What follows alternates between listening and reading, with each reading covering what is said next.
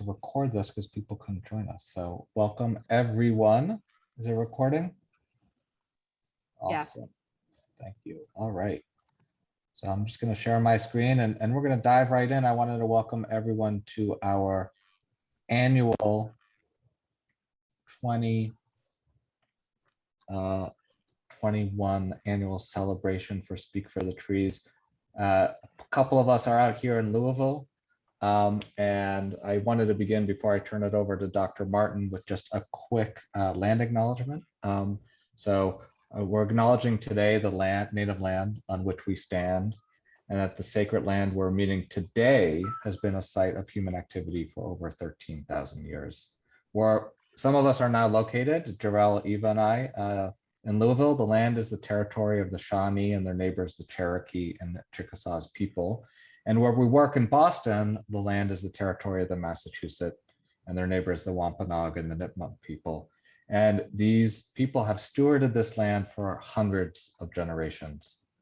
We are grateful and indebted to them to have the opportunity to meet here on this land today. And we extend our respect to the citizens of these nations and their ancestors who have lived here for over 500 generations, and to all Indigenous people.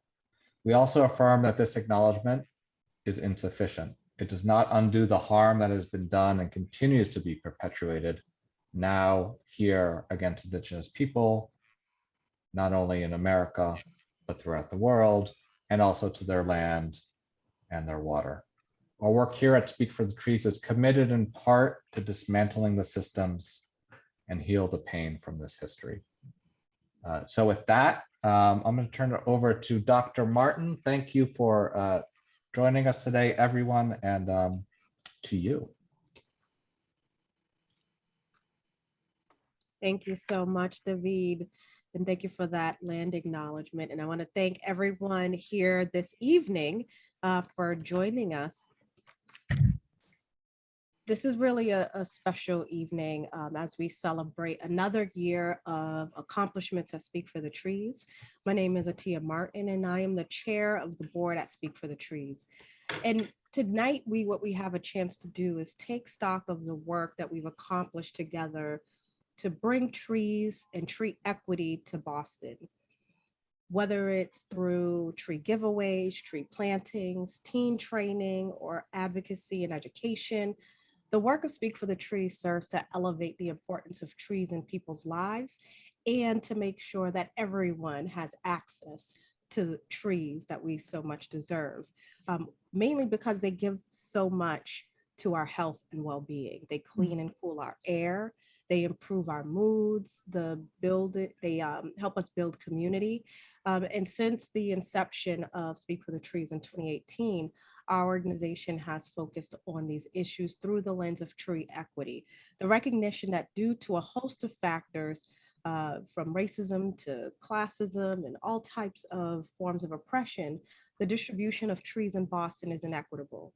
And some of the Boston residents who live and work in neighborhoods with tree-lined streets, while other Bostonians live in tree deserts. And this inequitable distribution leads to higher summer temperatures, increased rates of asthma, and more stress. So I'm very proud to be a part of an organization that combines together issues of trees, environmental equity, and racial, social, and economic justice. Each one of you this evening brings, each one of you joining us this evening, really, it is my hope that we will be able to continue to be a player in our mission to build a healthier, more resilient, and more equitable city. The work that Speak for the Trees does is not limited to just what Speak for the Trees does by itself. It is a collaboration with many organizations, many partners, many community members who really help to make sure that we're headed in the right direction. And so at this point, I'd like to turn it back over to David, who is the executive director, to share with you today's program. That said, I'm turning it back over to you, David. Yeah, thank you so much. And I appreciate all you've been doing with us and for us over the past 2 years, and look forward to some more amazing work in 2022. So for those of you who don't know, we're actually calling in from Louisville. There's a team of us who's out here right now over at the Partners in Community Forestry Conference. It was supposed to be in Louisville last November, and it got postponed to this year. And it's an annual conference, and it's really exciting. You'll see me here on the left. I gave a talk yesterday to a great crowd, and just so excited to get the energy of this national movement around tree equity and be part of it. And I was pleasantly surprised. We walked in, we got our little brochures.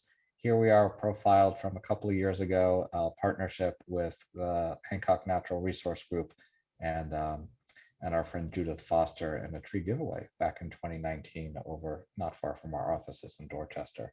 So welcome everyone. We have a packed agenda of things we want to share with you, people we want to celebrate, and of course, hoping that you can join us as we look to grow in the years ahead and become a center of equity and bridging the divide between, like Atia said, those places that have trees and those that don't, as a form of resilience and championing equality. So with that, I'm going to turn it over to Andrew.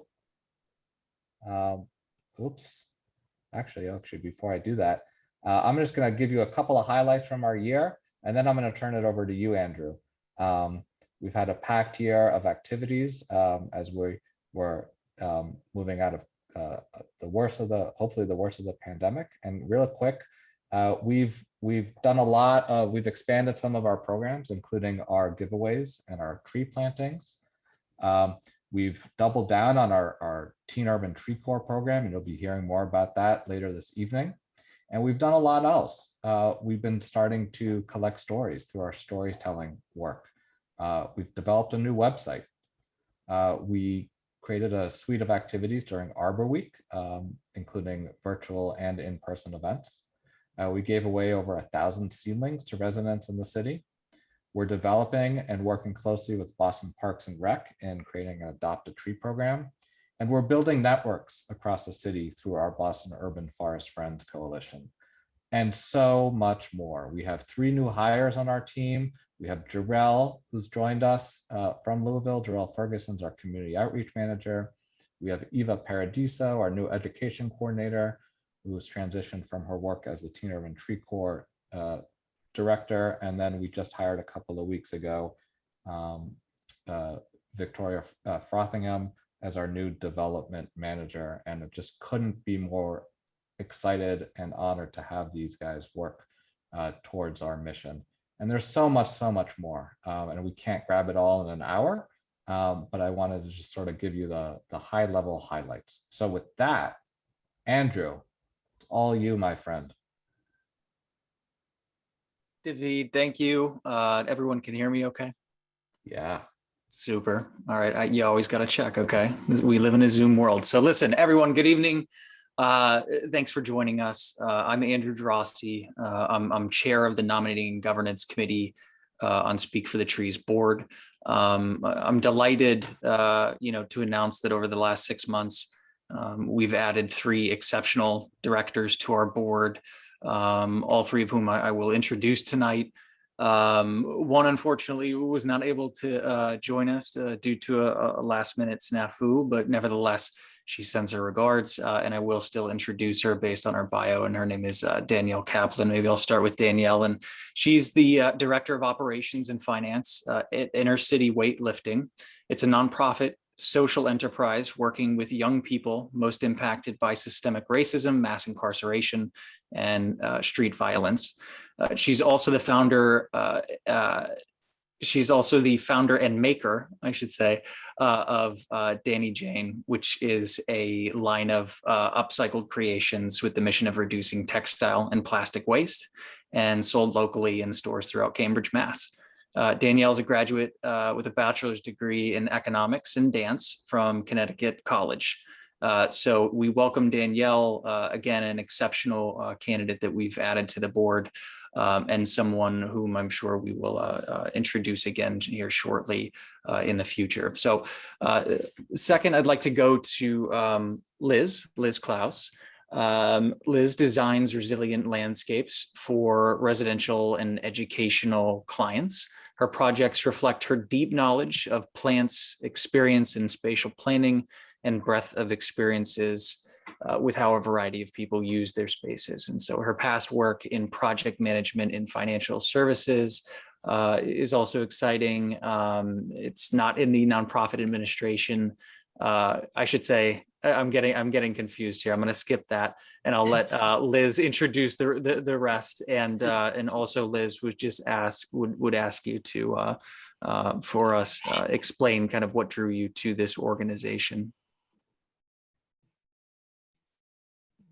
And Gray, you're going to introduce Gray? Sure. Yep, I'll introduce Gray. Yep, right after, and then I'll ask him to also kind of give the 101. Okay, great. So my name is Liz Lecluse. I am a landscape designer. I think I will tell you a little bit about myself and how I came to this organization. I am a first-generation immigrant from the Caribbean. I think, you know, now as I approach middle age, that informs a lot of who I am. I'm coming to find this out. I started college studying business because that's what you did when you come from a place and you need to make a living. And through that work, I studied project management and learned a lot about systems. What I learned also was about the big picture, and I really wanted to understand what are the pieces of systems that make a lot of the world work. I eventually found my way to working for a sustainable agriculture program called the Food Project after applying a business degree, or actually 2 business degrees. I discovered tomatoes in my backyard, got my hands in the soil, and really developed a deep love of being outdoors. Growing up in Somerville, I wasn't really allowed to get dirty. I have been discovering this, that part of the immigrant experience often is to always be at your best. And so I didn't climb trees, I didn't get dirty. I wasn't allowed. I do those things now and let my kids do. Through life experience, I've also served on the Conservation Commission in my little town. I'm in Metro West these days. I'm from Somerville. So I know a little bit about wetlands, sustainable agriculture, nonprofit management, and my time in the garden by myself and with others, I really over time saw that the climate was changing. I could feel it in my bones. I could see it in my research in graduate school, and I wanted to do something about it. Eventually, that led to graduate school and urban forest in Codman Square, which is where I met David through a project, an urban microforest in Codman Square for their charter school there. And this work is exciting. It's necessary for me. There's a lot of meeting the needs of the climate problem, but also beauty and love of plants and trees. So I'm happy and proud to be part of this organization. And the time is now. It's needed, and thank you for inviting me to be part of it. Liz, thanks so much. We appreciate you, and we're so delighted again and excited to have you. Gray, we're going to switch it up here, okay? Because I don't want to have to read off of this transcript, and so I think what makes the most sense is, listen, you introduce yourself. How about that? Because we are excited to have you, and then also if you could answer that subsequent question of kind of what drew you to the organization, we'd love to hear. Sure. Thanks, Andrew. And thanks, Liz, for sharing a little bit of your story. And to everyone here this evening, it's really exciting to join you to be part of the celebration of Speak for the Trees for this year. So much good stuff is going on. I am excited to be a new part of the board here to support the mission of Speak for the Trees. I've been involved in sustainability advocacy for many years. Most recently, I work in the realm of ESG and financial information at S&P Global at our unit called Sustainable One, which integrates a lot of different market intelligence products to support sustainability transformation in the corporate world. Prior to this, I've been mostly involved in sustainable real estate, and especially the US Green Building Council, which I ran for Massachusetts for a number of years. And that is where I first tuned into the urban forest and being involved with the way our communities can benefit from better tree equity. So I'm excited to support this with Speak for the Trees, and I look forward to working with many of you to engage and help more trees happen in Boston and beyond. But thanks, everybody. I'm really looking forward to supporting our work. Great. We appreciate you. David?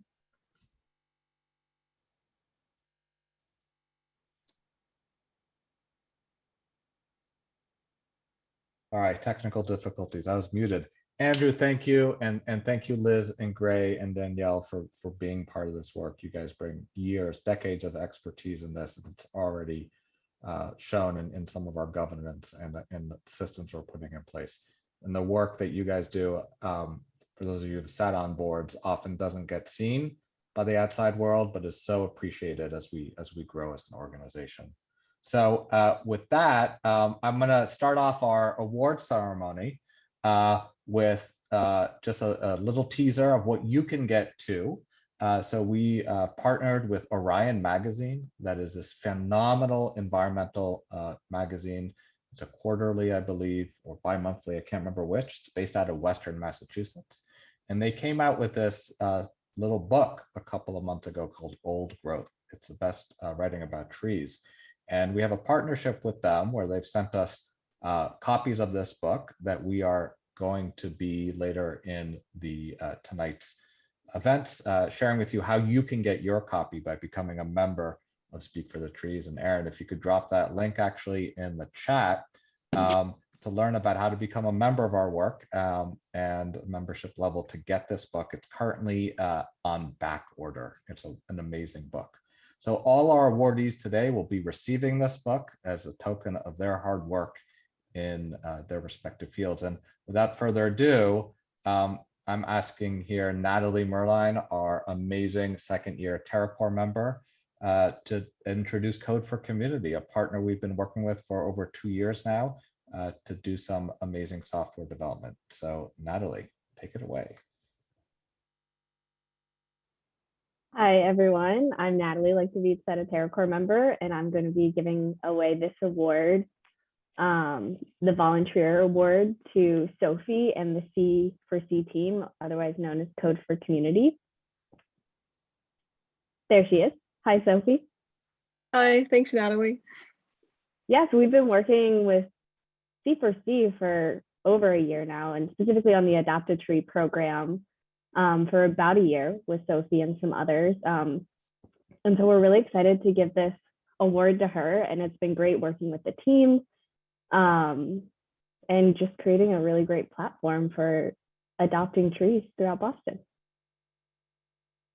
So I'm gonna ask Sophie a couple of questions. So first one is, can you explain a little bit how C4C started and what you all do? Yeah, so C4C is a student organization at Northeastern University in Boston, and we create software solutions for nonprofits. So we started a few years ago. Just a couple of students were bored in a web dev class, and we thought it would be a great idea to use our more technical skills to reach out to our community.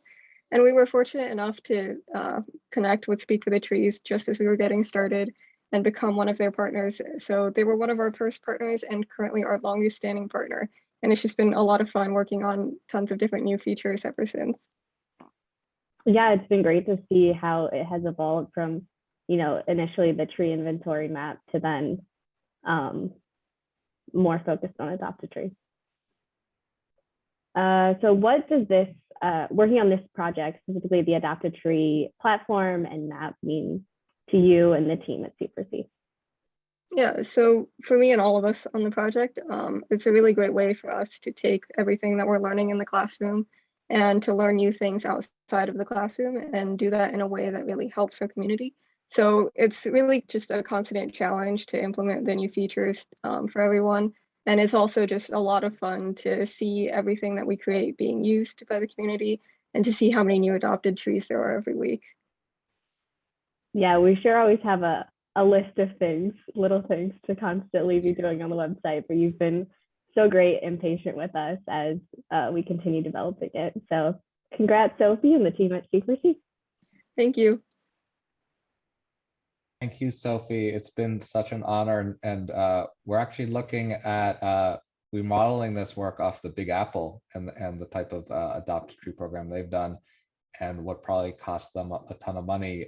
This amazing group of undergrads at Northeastern has done pro bono, and it's just a phenomenal tool that, as the urban forest plan starts to roll out from the city, we hope is going to be incorporated more and more in the thinking and the work of how everyone can contribute to encouraging and caring for trees. So we're going to take a little hiatus from our awards. I'll loop back to that in a minute because I want to highlight right now our Teen Urban Tree Corps program. This was our third year of our Teen Urban Tree Corps program. Really proud of this program.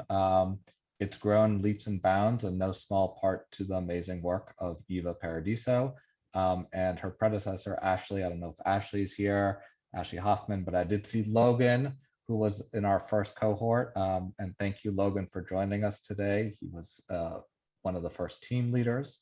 And this program is growing in amazing ways. I think there's a lot of excitement in Boston for a youth conservation corps. The Build Back Better plan coming out of DC has a lot of focus on workforce development and environmental justice and tree equity. And this is a program that we hope not only learns from organizations here in Louisville, but actually leads in the field of how we create a robust, equitable, diverse workforce to care for our assets. So I'm going to share a 2-minute video, and then Eva's going to have a little chance to interview a couple of teens. And let me know if the sound doesn't work. I had no idea about the redlining, how poor neighborhoods didn't have enough trees due to like racism. Because I was like, I knew racism happened, but it was like, trees? Are you serious? We're in a crisis point in our environmental efforts, and we're seeing that with hotter summers and more inequitable distribution of sort of the health benefits of trees. Speak for the Trees is an urban and community forestry nonprofit, and we focus on changing how people think about and relate to trees in Boston. It's really important to take care of our climate and just learn how to protect the environment and all the plants and trees and nature. Our Teen Urban Tree Corps program is a 6-week summer program where we get about 15 youth to learn about and experience how we care for our urban forests in Boston. We've had speakers come in and just talk about their profession, what they do, and also we've been walking around the Fields Corner neighborhood. We've been looking at trees, we've been inventorying them, we've just been doing a lot of different things related to trees around the area. I think they're at this point where they really understand the inequities of our system and feel empowered to do things and want to do things, and we're giving them voice and opportunity to do that. This job actually forces me to go outside. When I'm walking, oh my God, this is a maple tree. This is a healthy tree. Or like, oh my God, this tree doesn't have enough space.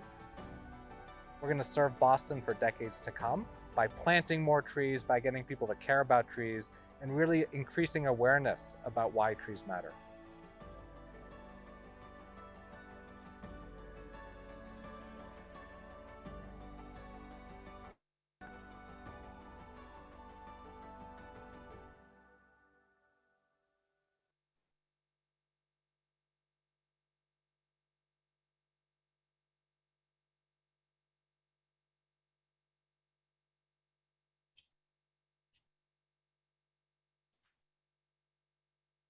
So before I cut to to Eva. I just wanted to acknowledge all those partners you saw. Sorry, I'm gonna have to reshare my screen here. All those partners you saw who were instrumental in making sure that this program was a success. Not only the organizations, but the individuals at every level, from the city to the state to some of our national partners. This is really a movement that needs, all hands on deck, from financial sponsorship to people coming in and lending their time and expertise. So with that, Eva, I know you have a couple of our rock star, or I should say tree star teens. I do. So Skylar and Miriam are here with us today. Thank you both so much for joining us.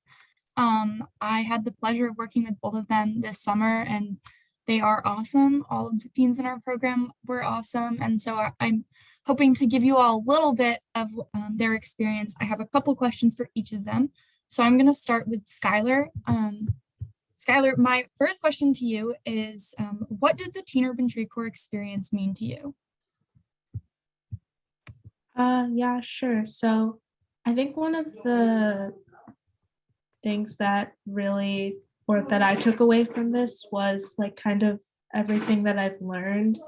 I thought it was really great that, the Teen Urban Tree Corps not only talked about like obviously like the different kind of trees that, are in like the surrounding neighborhoods that we went to, but also like kind of why like there are tree inequities like in certain neighborhoods and how we can try to solve those problems. So if you had one thing to share with someone this summer who did not participate in the Teen Urban Tree Corps, what would you share with them? I would probably tell them that there are so many different ways to get involved in making your neighborhood like green, so like kind of like environmentally friendly, and that you don't just, there isn't just one certain way. You can like petition to like have like a tree planted in your neighborhood, or you can like clean up trash, and I think there's just so many different ways to get involved. Great, thank you so much, Skylar. All right, Miriam. So my questions for Miriam, the first question is the same. So what did the Teen Urban Tree Corps experience mean to you? What it meant to me was that it gave me experience, like to be able to like get out of my comfort zone and be able to like have different experiences. And I got a chance to like realize that, oh, it's not all about climate change, it's about like other things as well, like tree quality, in which we learned that about. And it was like, I didn't know that before, and I went to this program learning new things about my environment and how like we're each affecting ourselves in different ways by like CO2 emissions. So yeah, that's why I learned from this program. Great, and if you were able to share one thing with the teen in Boston who couldn't join you in the program, what would you share with them?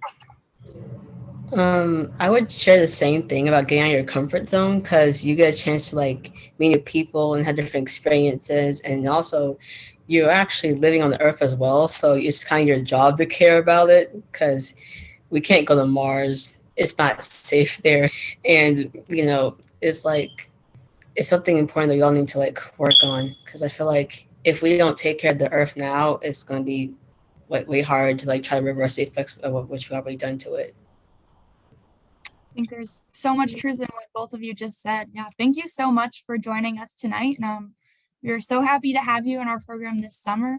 And I don't know if everyone on this call knows, but we'll be expanding our program into the school year this year. And Skylar and Miriam will hopefully be joining us. We just have to finalize paperwork. So that'll be starting late November, early December. And we're really excited to have the teens back with us. And they're going to continue working on the projects that they developed this summer and actually eventually plant trees in their communities. And I think that'll be a really great experience. And I'm really excited for all that we'll be able to share with you, hopefully come April, once we've planted the trees.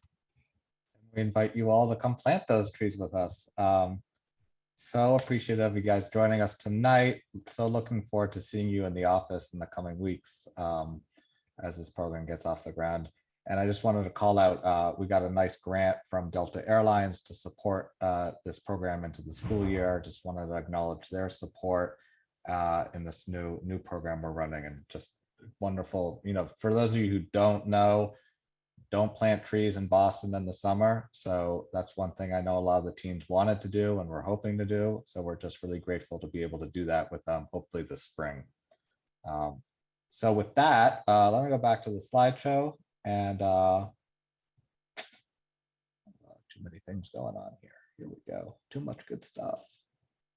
All right. So I think I'm back, and I'm gonna just advance to the next slide. Ooh, nah. I had no idea. We don't need to watch that again. So there we go. There are the teens. We had a wonderful time climbing a tree with them, with our friends from the women's climbing workshop on the last day of the program. And I think it was Miriam who said, getting out of your comfort zone, just watching these teens just throw themselves into this last day activity was just, if you've ever been a teacher or parent before, it's just so much pride and joy in that. So thank you guys for jumping into that. Next, we have Marlene joining us. You there, Marlene? Yeah, I'm here. Can you hear me? All right. Yeah, and joining us to give an award out to Crane Ledge Woods Coalition, and on behalf of the coalition, I think we have Lakita somewhere. And so amazed by your hard work over the past 6 months, or however long it's been, to try to preserve 14 acres of woodland in Rosendale, Hyde Park, Mattapan Corner. So with that, turn it over to you, Marlene. Yeah, I work this summer with Speak for the Trees because I'm a senior at Tufts studying environmental studies, and I was working as a media intern, and that allowed me to be able to work with Crane Ledge Wood Coalition, which I'm so happy to be presenting this award to. It was a very wonderful experience, and I'm so glad to see you tonight, Lakita, and also a bunch of familiar faces in the crowd. I'm so glad that you could all come tonight. So for all the people in the crowd that don't know much about Crane Ledge Woods or the coalition, do you want to share a little bit more about that? Absolutely. Thank you so much. If you don't mind me calling you Malou, that's the nickname you used. Great seeing you too, Malou. Great working with you and Amelia and the other interns. Fantastic work you did for us and with us. So thank you on behalf of the Crane Ledge Woods Coalition. I'm Lakita Jackson, and we appreciate the recognition from Speak for the Trees with David and the whole team. And so just a bit about Crane Ledge Woods Coalition. We actually formed earlier in 2021 at the end of January in response to outreach from a developer's consultant that was looking to submit a proposal for a rental complex on 14 of the 24 acres located in an environmental justice community at the nexus of Hyde Park, Rosendale, and Mattapan. And so in response, there were already some people who had already been talking about this. And when I received this invite from the consultant, I said, okay, I need to give this information to all of the neighborhood leaders and community leaders that I know so that we can come together and everybody has a voice at the table. And so we did that. We had our first meeting in early February, and the coalition has been growing since then. But it is a response to the threat of 14 acres being clear cut to build 270 non-affordable rental units across 9 buildings, and then a 10th building being an amenity building with a private pool and things like that. Now, the total land, though, that we desire the city of Boston to acquire and conserve and preserve in perpetuity is 24 acres, but 14 are under imminent threat. And so we have these neighborhood association leaders, community organization leaders, activists and concerned citizens. We have coalesced around this mission of saving these 24 acres. And so very diverse group of people and hardworking. And I must say it is a team effort. There are brilliant minds on this coalition. And so people from all walks of life who bring various different strengths to the group. And so here we are just about I would say about 9 months after we first met, still working towards conserving those 24 acres. And so we have been meeting with different officials and everyone else, as well as having community-wide meetings to hear the pulse of our neighbors. And overwhelmingly, again and again, we hear from the butters to everyone further out from there saying conserve all of the land. And so right now the land is privately owned, and we're hoping that the city and maybe even state and federal funds could help to purchase this land and preserve it. And we see it as an urban wild with some low impact walking, hiking, biking trails, and seeing and things like that, that everyone can enjoy. Yeah, thanks for sharing. It's very incredible to see all of you get together and even like separate within yourselves, go to different meetings, be able to share amongst yourselves. It's just very powerful to see the passion that you all have. And could you also share with us why this area specifically is something, and this whole subject is something that is important for residents of Hyde Park, Rosendale, and Mattapan? Yeah, absolutely. And I would say important for the residents of Hyde Park, Rosendale, and Mattapan, and the whole city of Boston and beyond. Let's just think about it. A couple of months ago, we in the city of Boston were experiencing the smog, the effects of the fires that had been taking place in Oregon, right? 3,000 miles away. So if we are affected that many miles away, how much more so just being across a neighborhood line, right? An invisible neighborhood line. We are all affected and interconnected. I loved how Miriam had said it, that we can't just move to Mars, right? That's unhealthy to live there. And so we have to be global citizens, and we have to see ourselves as a part of an ecosystem, interdependent with one another. And so therefore being responsible, not just because it's on my block, but it's in my area or it's on this earth, right? And so to that end, some of the benefits of a working forest like this include cleaning the air, like we heard from Dr. Tia earlier, right? Cooling the air.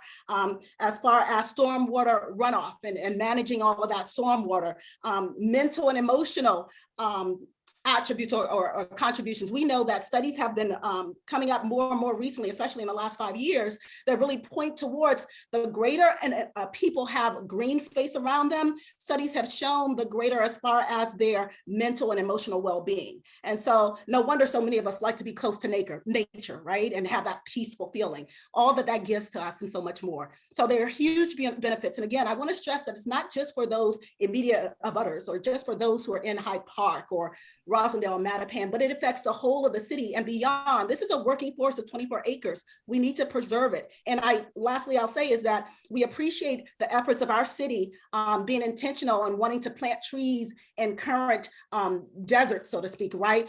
Heat islands, but prevention is the best medicine. So let's not lose what we already have working for us to clean and to cool and to keep us healthy. Let's preserve it and still plant more trees. Thank you so much. Incredible cause as always, and very great group. And we wish you the best moving forward. Thank you. Yeah, so we have the website should be in the chat. I so admire the hard work that this whole coalition has done to really profile the treasure we have in the middle of Boston here. And I don't know if it's possible to walk through there. It used to be, I know, before the development idea began, but I did take a walk with Lisa there a couple of years ago, and it really is, you get lost in there and you forget you're in Boston. It really is a treasure. So thank you, Lokita, and the rest of the team for your hard work. It really does take more than a village. It takes a city to profile and come together around these issues. Our final award is the Canopy Award, and Jarrell Ferguson, our community outreach manager, joining us to give the award to Tree Eastie, a wonderful group that started a couple of years ago, and they're represented here with Bill. Is Bill on too? Yeah, and thank you, David. Yeah, and Jarrell, you there? Yes, I am. All right. Thank you for joining us, Bill. It's been such a pleasure to watch you guys grow and take root in East Boston, and a real honor that you guys have included us in some of your work. And I look forward to lots more trees and partnerships in the coming months and years. So thank you. And Jarrell, table's yours. All right. Well, thank you. My name is Jarrell, as everyone has already heard. I'm the community outreach manager at Speak for the Trees, and it's my pleasure to introduce our 2021 Canopy Award winner, Bill Masterson. So Bill Masterson has lived most of his life in the greater Boston area. He graduated from Northeastern University, received an MBA from Suffolk, and went on to a career at the Gillette Company, in which he retired from in the year 2008. Bill and his wife, Kathy, live in East Boston. They have 3 grown sons and 5 grandchildren. When Bill's not planting trees in Eastie, Bill loves being with his family and enjoys spending time in the woods of Maine. So it's my pleasure to introduce you, Bill. How you doing today?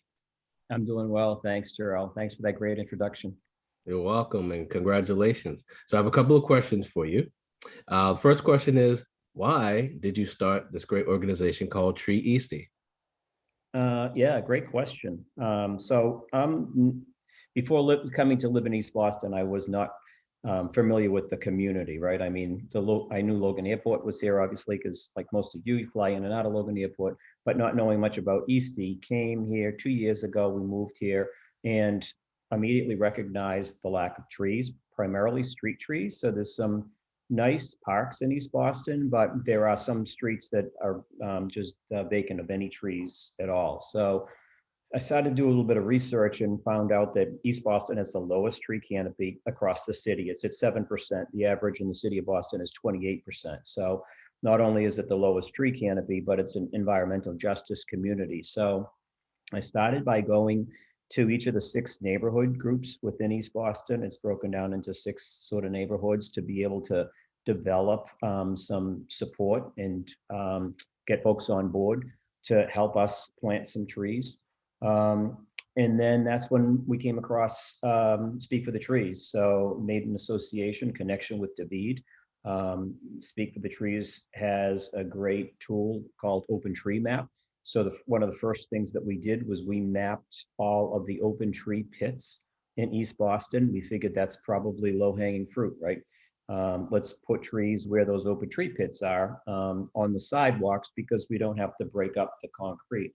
Well, it wasn't that easy. And come to find out that the city of Boston has a lot of restrictions in terms of planting street trees. And so David and I worked together with the city Parks and Recreation Department to try to develop an agreement with them in writing, formal agreement that would allow us to be able to plant street trees. And between a turnover with the tree warden and COVID, it took probably close to 18 months to be able to get that agreement signed, but it was finally signed this past September. So I owe a lot of debt and gratitude to Speak for the Trees for helping us with that MOU with the city and for providing us with the tools and resources we needed in order to be able to make it happen.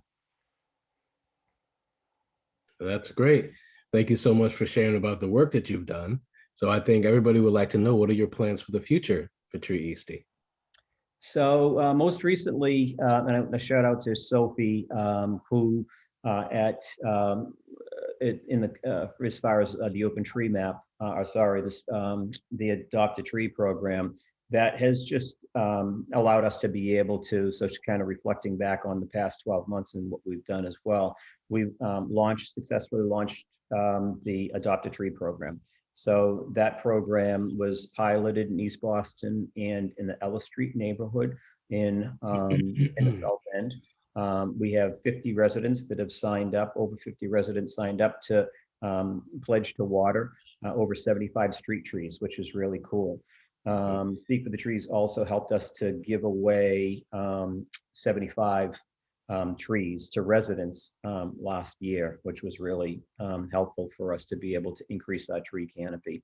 And then as a result of this memorandum of understanding with the city that we've signed, we were able to plant 12 street trees in Eagle Hill in East Boston. So Eagle Hill is one of the worst urban heat islands in the city of Boston. We were able to also coordinate with and partner with Eastie Farm, with Mothers Out Front and with Air Inc., 3 very important organizations in East Boston. And we're able to plant 9 fruit trees in the Rockies, which is an urban wilds in East Boston. And all of the fruit that comes, there are now probably 20 fruit trees in the urban wilds. All of the fruit that's going to be harvested each fall from those from that orchard and from those fruit trees are going to go in to the community via Eastie Farm, which is going to be a great asset for the community to be able to have. So yeah, a lot of great things happening with Tree Eastie, and a lot of help that we've received along the way from Speak for the Trees. The next two things on our agenda over the next few months is an education program to be able to work more closely with the residents of East Boston to be able to educate them on the benefits of trees and how they can order a street tree. And then the last thing that's, I think, a big opportunity for us is to be able to work more closely with developers. East Boston is going through a huge development craze right now.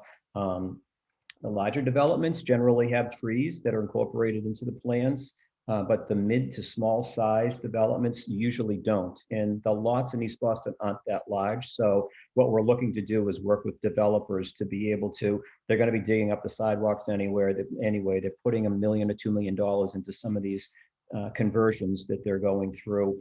$5,000 for a couple of street trees will improve their property values, improve the health of the neighborhood. So that's a big, I think, opportunity for us going forward, and a big win for the citizens of East Boston, the residents of East Boston, as well as the developers. So kind of a long-winded answer to your question, but a lot of great things happening. And again, thanks very much for Speak for the Trees and all of the resources that you've allowed us to be able to work with in order to be able to make this organization successful. Well, thank you, Bill. We're grateful for the partnership. And again, congratulations on the Canopy Award. Thank you. David? Thank you, Bill. So great to see you tonight, and just acknowledge all the hard sweat equity you've put into this work and the partnerships that you've developed locally. I mean, I think what you've done in East Boston could be, and perhaps will be, a model for neighborhoods across the city. Really grassroots work that is so sustainable and so critical to branch out and partner across the city. So I just wanted to give us a quick, is Joe there, our finance committee chair, a quick update on where we are financially and where we're looking to grow. Okay, thanks, David, and good evening, everyone. My name is Joe Stein. I'm a board member and chair of the finance committee. So, as we finish up 2021, our financial position is very strong. We're very fortunate to have a base of wonderful contributors. Since we started in 2018, as you can see in the graph, our annual revenue has grown fivefold. So we're a growing organization, and on a year-to-date basis, we've received over $500,000 in revenue, and we project similar momentum next year. And our board is very excited to announce that we just approved the budget for next year, and we're really excited to scale our programming and impact even further. So we're planning to increase our expenses by about 70%, which should add tremendous amount of resources to some of these wonderful projects that we've been hearing about tonight. The one thing I'll end with is, like many organizations that are growing, we're learning and adapting.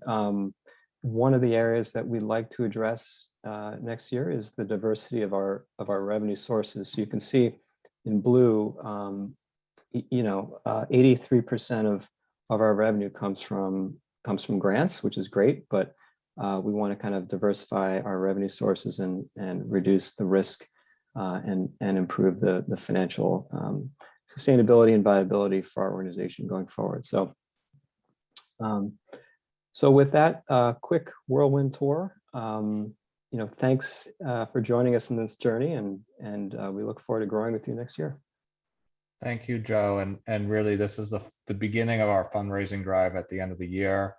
We're so eager to continue doing this really critical work, and are appreciative of those of you who are joining us tonight for whatever support you may be able to give. And in a minute, I'll turn to our new membership drive. But before I do, I just want to acknowledge all the partners the financial and corporate partnerships we've been able to work with this year: John Hancock, the Boston Foundation, Bank of America, Delta Airlines, TD Bank, Stop and Shop, Accenture, Natixis, ChipDrop, Brookline Booksmith, Dell Technologies, the Cabot Family Trust, Cityside Subaru, and there are a couple that are hopefully coming in before the end of the year that I can't share with you yet, but hopefully we'll be able to share those with you by the end of the year, and they're really exciting opportunities.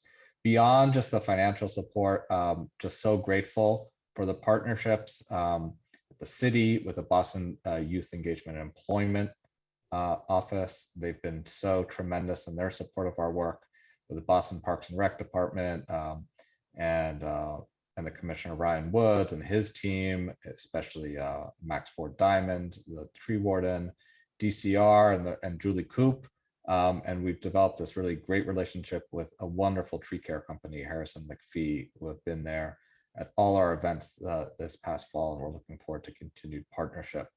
And of course, at the national level, we are so grateful for the sponsorship and the direct partnership, I should say, with American Forests and Arbor Day Foundation, two amazing organizations who have been doing this for decades, if not centuries, and are really, I think there's a movement right now, and you can feel it and you can sense it here in Louisville, that the urban forestry work is critical.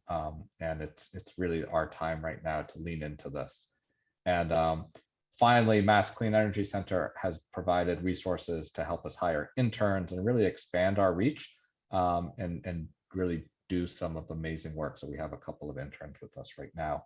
And of course, if I had time, I'd list the dozens of local organizations and neighborhood groups with whom we've worked over the past year: Boys and Girls Club, the Trustees, Greater Mattapan Neighborhood Groups, the American City Coalition. It goes on and on and on. And this work really is truly in partnership with some really powerful and amazing groups.